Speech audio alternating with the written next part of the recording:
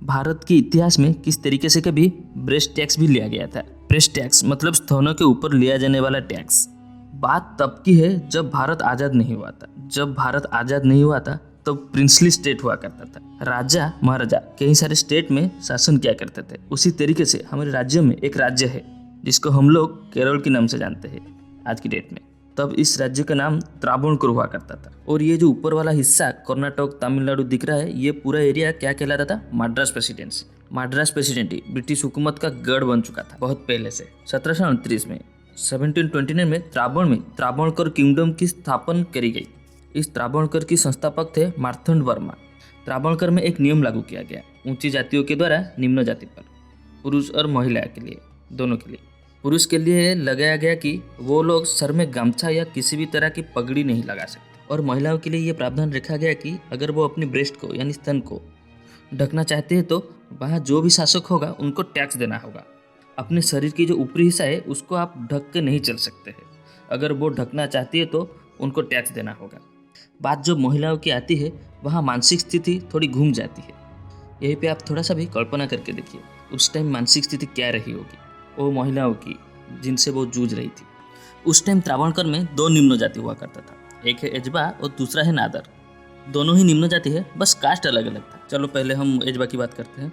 एजबा community की एक महिला थी जिसका नाम थी नांगेली।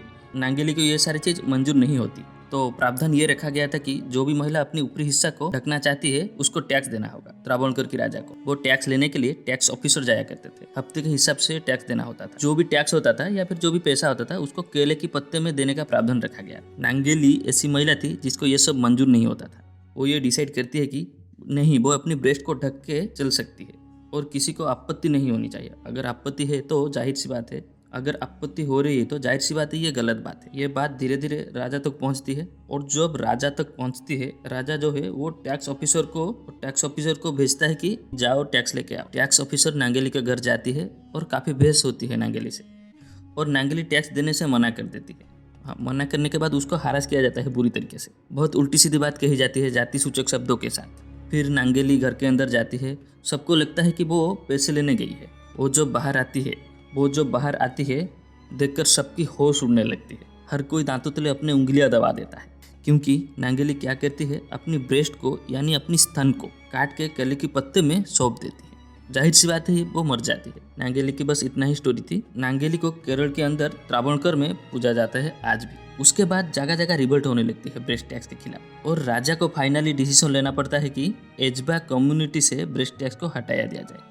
ये सब 1803 में होता है। 1803 में नांगेली के वजह से ब्रेस्ट टैक्स से मुक्ति मिल जाती है और एजबा कम्युनिटी के लोगों को स्तन ढक के चलने की पूरी इजाज़त मिल जाती है। चलो अब थोड़ी सी चर्चा नादर कम्युनिटी के लोगों के बारे में कर लेते हैं। नादर कम्युनिटी के लोग भी निम्न जाति होते हैं और वो भी रिवोल्ट करने लगते हैं।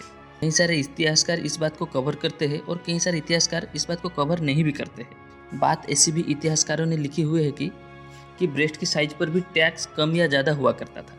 अगर ब्रेस्ट का साइज ज़्यादा है तो ज़्यादा टैक्स लिया जाता था, और अगर ब्रेस्ट का साइज कम है तो कम टैक्स लिया जाता था। मतलब बोलते हुए मुझे ये अजीब लग रहा है, पर यही सच है। नादर कम्युनिटी के लोग ब्रेस्ट टैक्स के खिलाफ लड़ते रहे।